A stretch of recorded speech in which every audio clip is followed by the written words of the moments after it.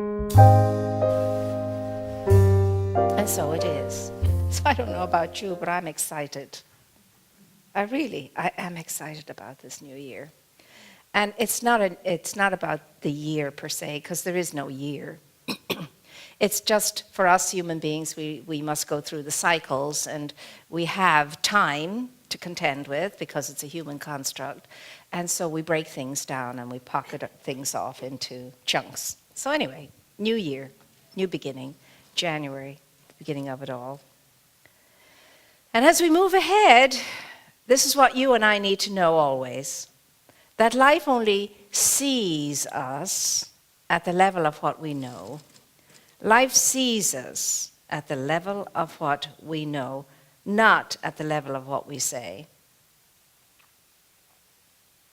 Life sees us at the level of what we know about ourselves, about life, about living, and not about what we say we believe or what we say.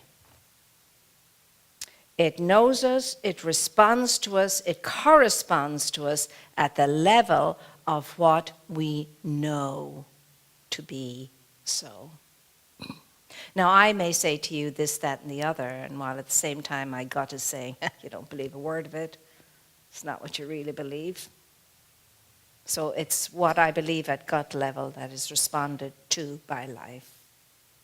So we have to be very careful about that if we want to live this zestful life and this beautiful, joyous anticipation about the good that's about to happen. And it's not about a good that's about to happen out there. It's about the good that's going to happen through me. About the good that's going to express itself through me. Through me. Now, I can bring up 1,000,001 excuses as to why I'm not ready for that just now, as people have done since time immemorial. When those people were invited into that wedding feast, as the scriptures tell us about, the Lord goes out and he's inviting everybody in. He's going to treat everybody as an honored guest. Everybody may come. And as much as all the people thought, wouldn't it be lovely to go to one of those banquets in the, great Pooh-Bah's home and so on, as much as they used to think that and wish that and so on, when the opportunity came, oh no, they were too busy. Most of them were oh no, I just bought a farm, I have to take care of it. Oh no, I've just gotten married, I'm in that honeymoon stage. Oh no, I have this and I have that and the other going on. So very few responded because of their agendas. They were too busy. Now, we get this invitation every single day to come higher, come higher, come higher, to experience more, to experience more. To be the best of ourselves, every single day. But no, we can't go there because, you see, this is going on in my life and that's going on in my life, and I'm not just ready for that yet, and I have to do this before that happens, and I have to, go to the chiropractor, and I have to feel better about everything before I can really get excited about any of that, and I have to take another class, and I have to finish this course, and I have to, and maybe when all of that's done, I'll be open and receptive to this. Maybe. But you and I know that doesn't happen, because after that class and after that course, we want to take another class and another course because we're still not ready yet, and we don't think we're able for that much greatness just now, because we're just not there. We're just not there. And many times have you said to yourself, I'm just not there yet. I'm just not there yet. But I will be. But will be never happens. Will be is cloud cuckoo land, it's fantasy land, will be. So if you and I have a bout of the will be's now, we better let them go in the beginning of the new year. It's the I amness that we want to be honing in on and focusing in on. And it doesn't matter what age we are when we wake up and come to our senses. People begin to think that at such an age, well, it's downhill now and it's all over and I've lost my opportunity and I've missed my chances. I am so tired of listening to people telling me that I could slap them up the side of the head. We have bought into ageism, lock, stock, and barrel, especially in this society. Oh my goodness me. There are cultures where there's no such thing as middle age. They don't know what middle age is. And in those cultures, people just grow and mature and become wiser and become more integrated and more together as time goes on. And they don't experience really prolonged diseases and things like that. They don't suffer from what we suffer in the West. Because of culture, not genes. Genes make up 25%, maybe, if that, of how things are with us all. The other 75% or more, it's up to us to take care of and decide how that's going to go. Now, there's not much we can do about the genes that we have, but there's a ton we can do about our cultural beliefs in order to live happy, great, crazy, wonderful lives. Crazy, wonderful lives. When did you last think to yourself, I'd love to live a crazy, wonderful life? Why not? Crazy good. Crazy good. Crazy good for me is an energetic dynamic, an enthusiasm, and a zestfulness, and a hop, skip, and a jump kind of thing, no matter what. And I was doing some research recently, and it came out that one of the Harvard studies showed that although we grow older, we don't have to age. Yes, we can grow older, but we don't have to age.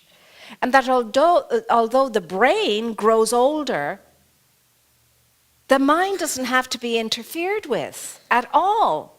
Doesn't matter how much you are. And they've done great research with centenarians, people in their hundreds. And they've interviewed them, and they've studied them, and they've followed them, and they're finding out what it is that gives them their great zest for life and living. And not only that, their great power of mind. And they discovered that some people, as they grow in wisdom and years, their minds get better, not worse, better. And they've done away with all of these definites that are going to happen, that is predicted to us in our society. What's going to happen to us as we age, and that's true as we age, if we allow ourselves to age. We don't have to age, we will grow older, we will mature. But that can be a better thing than what has gone before. And they did this study of these nuns in Notre Dame, or Notre Dame as we say here, and they followed them throughout years, and then these nuns gave up their bodies for research afterwards. And although they discovered that the brain deteriorated like it would in people who do have Alzheimer's and so on and so forth, they had all the signs and the symptoms that show that. Their minds bypassed all of that. And these women in their hundreds were still young and agile and living life fully for way beyond what we would think is normal. And when they looked into it, they realized it's culture. It's not genes, it's culture. So what was it about these nuns? Well, the thing is that nuns are always eternally in service. They never give up being in service. They're always in service, and they never retire. Nuns don't retire. And as well as that, they have a zest for life and living. They have a joy and an exuberance about life and living. And on top of that, they pray. And as well as that, they're in community. And they have community rituals. They get together around a table and they have their meals. And that's an interesting thing too. They discovered that even in very dysfunctional families, where the family still sat around the table and had at least one meal a day, that family did better than the families that sat around and watched television while they were eating. And they discover that ritual is very, very important, that these supportive rituals are very, very, very important. Very important. And look, I know tons of us all who sit around in company and watch TV while we're eating. We've done away with that ritual, haven't we, of, interfacing with each other. Interfacing, looking at each other even if you're eating silently, at least you're facing each other, Whereas otherwise you're sitting with a tray and you're looking at the TV, everybody's looking that way. No one's looking at each other, no one's interacting. And that showed that's a big important thing. Actually eating meals together, eating meals in company is an extremely important ritual. And they discovered with those nuns too that the few nuns that were a little bit more fragile and in need of greater care in their elder years, and these nuns who were in a special, beautifully taken care of wing, where, you know, if they needed help with feeding and things like that, the nuns would go in and they would help feed them and so on. And then the experts who were studying the nuns said, no, bring them into the community room, bring them into the common table, and then help them in that environment. And they did, and they improved. They improved. They improved. So what do you and I look forward to when we look forward to getting older? Well, I know what we look forward to. Watch the television and watch all the ads for the pills, the potions, the lotions, the creams, the pads, the powders, the this, the that, the other that you are going to need. It's just taken for granted. It's just taken for granted. Why is that so? Why would a vibrant, energetic, lively person suddenly change all of that when they hit a certain number?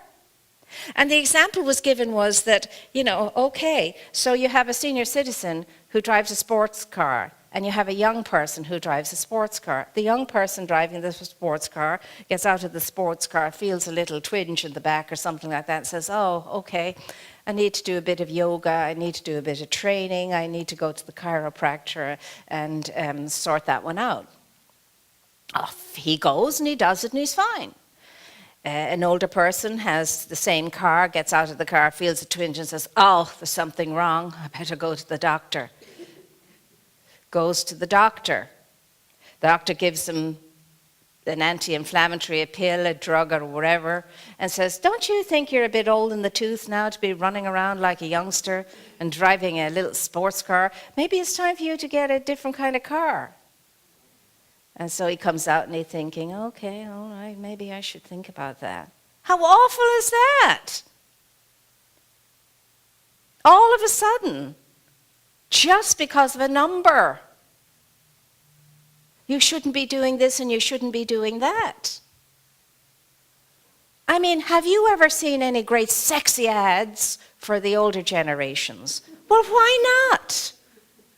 They still have the same mindset. They still like fashion if they've liked fashion, and so on and so forth. Why can't you see our centenarians, you know, standing up against the sports car or whatever? Why not? What is the matter with us in our society? And that we sit and we watch all this gobbledygook about this and that and get this and that and you need this and that and watch this and that and be careful of this and that and so on, as though you're on your very last, you know, limb, so to speak. And, you know, you've nothing much to look forward to, have you, dear? God bless you. But this can help you to feel a little bit comfortable in all of your goings on, whatever it is. That is cultural belief. That is a mindset that we buy into, and that is ageism. Now, at the beginning of the year, we're talking about this so that we can set our minds aright with regard to how we're going to be. With how we are going to be. And it doesn't matter what it is that we're contending with, if we gain an attitude that says, I will not be tied to this, and I will not be stopped or blocked by this, and I will not be held back by this, I can guarantee you, whatever the ailment is, we will do better with it, with that kind of attitude. We certainly will. And then, you know, there are all these theories, and then this is research. This is not my opinion, this is research. Opinions about, you know, all the different ways that you can go food-wise. God help us all, it's like, I don't know, it's a jungle out there when it comes to which plan to be on, food plan to be on, because there's a theory against and for every plan there is. I mean, even Gandhi, after 20 years of veganism, came off that food plan. And contrary to popular belief, vegans do not live longer than other folk. They do not. That doesn't guarantee them longevity. You see, your body is unique to you and it requires a balance. And even when I was in the ashram, I mean, it was okay to have a hamburger at times. If you had a yen for a hamburger, you were told, go have the hamburger, because that means your masculine energy needs to be balanced out in your body. You could have a yen for chocolate, sugar. Well, chocolate is not necessarily sugar, but say you have a yen for chocolate. You're told, go have the chocolate because your feminine energy needs to be balanced out. Oh, ever since then, I've been eating chocolate, I can tell you. Forget the hamburgers, but the chocolate. The chocolate, that was my okay, that was my green light, and since then I don't mind eating chocolate at all. And every now and again, not so much a hamburger, but something else maybe. I mean, I'm not a food Nazi, if you know what I mean. And I'm not an absolutist in that regard, less and less inclined toward red meat, and it's just because that's my body's desire, less and less of red meat. But that's not to say that I won't eat some red meat. If somebody's gone to the trouble of cooking a beautiful meal and so on, as long as it's not pink and ready or something like that. Can't do that. I will, bless it and say it's to the good and be grateful for that. So the whole idea is about moderation, the research says. They interview these centenarians, and one of them said, when asked, what do you think the secret to your life and your long life is? And this chap said, well, every night before I go to bed, I have a lovely brandy. I have a lovely brandy every night I go to bed. But that's all, just one brandy a day. And it was a ritual. It was his joy. It was his joy in ritual to sit down and have his brandy. Another centenarian, I think she was 109, what's the secret to your longevity? Well, every night before I go to bed, I smoke a cigar. Just one cigar every day. Before she went to bed at night, she sat down, she smoked her cigar, enjoyed her cigar, and had that. Moderation. Because here's the thing, it's what you do in joy that counts. See, these were rituals of joy. They weren't routines. Now, there's a difference between a routine and a ritual.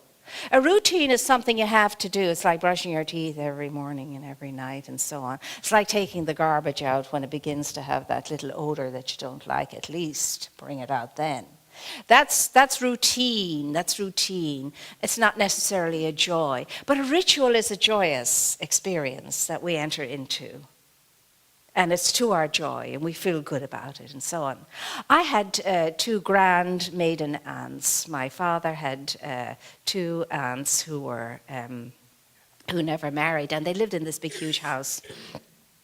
And they were the ones actually that raised him because his mom died a couple of days after he was born. And they had this ritual at 3 o'clock every afternoon. They would retire to their parlor. They had their own parlor. I mean, these women were very, engaged women. They didn't know what to do with themselves. So they started a bed and breakfast place in this huge house. And it was a great place to go. I used to love visiting it as a child. Great energy. And they would retire to their own parlor. And each one would sit in her rocking chair. And they would have a glass of Sanatogen tonic wine and a butter cookie. And that was their ritual. Every afternoon at 3 o'clock on the dot, you could set your watch to it. And I remember thinking, I can't wait to grow up so that I can have a glass of Sanatogen, I couldn't say the word at the time, Sanatogen tonic wine and the butter cookie. I used to get the butter cookie and a little glass of lemonade, but I wanted that Sanatogen tonic wine when I grew up. And that was their ritual. And these lived to be a ripe old age, but they had this very consistent life, and it was filled with all kinds of joyous rituals and so on and so forth, and they were in service. They loved this. People used to say, what's the matter with you? You don't have to do this. You don't have to have a bed and breakfast business and so on. I said, but we enjoy it. We enjoy serving our people. We enjoy participating in their lives. We enjoy seeing them doing well and moving on, and so on. And so the key is, be here now, and whatever it is you're engaged in, make sure it's supporting your life. Make sure it's empowering you and not disempowering you. And they say, stress is a killer. That's not true. A certain amount of stress keeps us taut, keeps us, energized. And it's not the stress that's the killer. It's the way we respond to the stress that makes it a killer or not. It's the way we interact with it or respond to it. They say anger is a killer too. Not always true. There's a difference between self-righteous anger and righteous anger. Short bursts of righteous anger, it's okay. It's like the steam, pot. That's like that little knob on it that lets out the steam. That's okay. So if you see a gross injustice happening, maybe a child is in danger or something like that, and you go there, that's okay. That's okay, as long as you do no harm. That's okay. But self-righteous anger, that's a whole different thing. That's never okay. Self-righteous anger, you'll know it's self-righteous anger when you're saying to yourself, how dare they? How dare she? How dare he? Don't they know who I am? In your own mind. That's all about yourself. And sometimes you have to look at that and say, well, is there any truth to it? Is there any truth to it? And if not, just let it go. But you don't have to go to how dare they, sort of thing.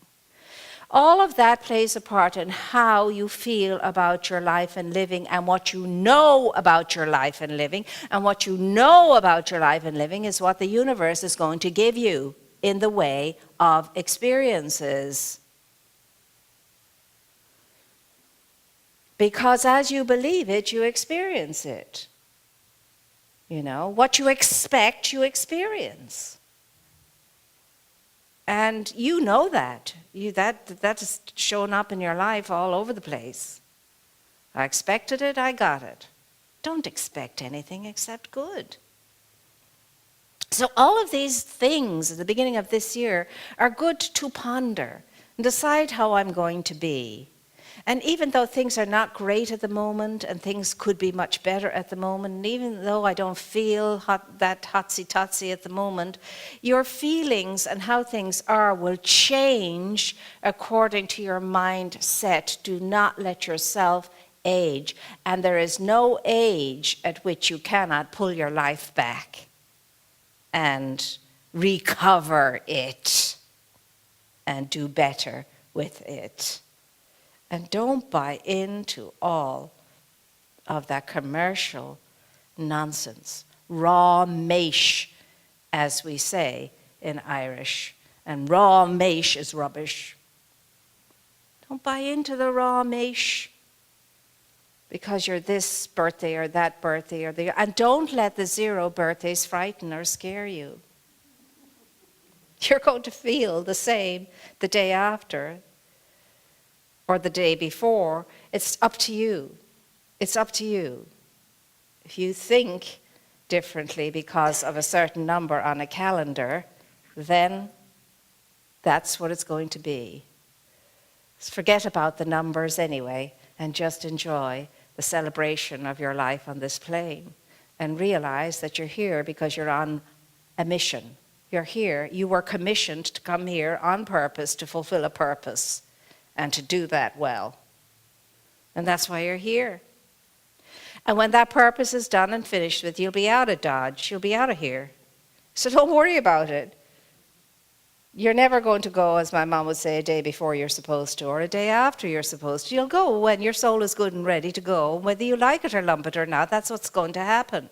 So enjoy your life while you're here. And don't think about anything else except about being alive. Because once you move on up out of this body, you'll be even more alive. And when you get to the other side of this, you'll say, oh my God, I don't know why I was so hesitant. I should have come over here earlier. That's the irony of it all, isn't it? And above all else, now is the time to imbibe the attitude of gratitude. It really is. I was going to share this with you, but I think the time is getting on. It's a little piece from Louise Hay, and she says here, I have noticed that the universe loves gratitude.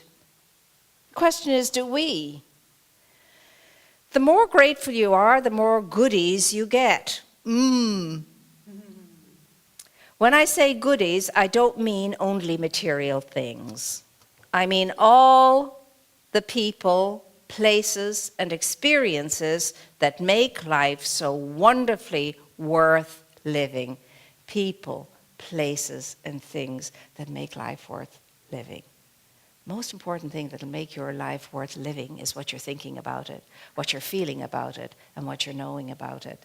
Number one. I mean all the people, places, and experiences that make life so wonderfully living. You know how great you feel when your life is filled with love and joy and health and creativity and loving service. And you get the green lights, and then you get the parking places and so on when this is happening. This is how our lives are meant to be lived. The universe is a generous, abundant giver, and it likes to be appreciated. And then the last paragraph, it's a whole page. Let's spend as many moments as we can every day being grateful for all the good that is in our lives. If you have little in your life now, then if you do this, it will increase. If you have an abundant life flow now, that too will increase. This is a win-win situation. You are happy, and the universe is happy for you and returns that joy. Gratitude increases your abundance. And remember too, my dear ones, as the scriptures say, God loves a cheerful giver. God loves a cheerful giver. So let's stop being begrudging about whatever it is we're inclined to be begrudging. And let's stop doing things half-heartedly. And let's stop having to be dragged into doing something good. Let's get up every day knowing, oh my gosh, I made it into another day. Here I am, gifted with another day to be alive in. I'm jolly well going to get up and get out of this bed and be alive in this day. And I'm going to be excited about it. And I'm going to see what good there is in store for me in this day. I will get up out of this bed. I will go out to meet my good, knowing that my good is coming forth to meet me. And that good is supposed to be expressed in my life. And I'm saying yes to it now, even before I get out of the bed. And as I'm lying there in my first wakening moments, give thanks for all the great good things that are in my life for which to be grateful. Give thanks for the bed that gave you a lovely night's sleep. Begin there. And by the time you start going through all the other things, the day will practically be over, and you haven't even stepped your foot out of the bed yet if you were to give thanks for all the great good things. And at night, I can guarantee you'll have no problem sleeping if you count your blessings and give thanks for all the good in your life. You'll have no problem sleeping at all. You'll fall asleep in that energy. And that's the energy that will accompany you in your sleep. And that's what will be reviving you, restoring you, recovering you, and blessing you as you sleep. And go to sleep with that intention. I fall asleep now into the divine loving heart that takes care of me. And while I'm sleeping, I know that that divine beloved presence is mending and fixing and healing whatever seems to need it. I'm in good hands, and I give thanks for this wonderful opportunity to restore my energy and strength. And I'm grateful for all the good in the day, and I can't wait to wake up in the morning and get going into another great day. Isn't that a wonderful way to live? It's all about energy. And energy can change like that. Don't let it when you're in a good mood. Don't let anything or anyone change your dynamic when you are feeling the joy of the zestfulness of life and living. And that's how we are beginning our new year.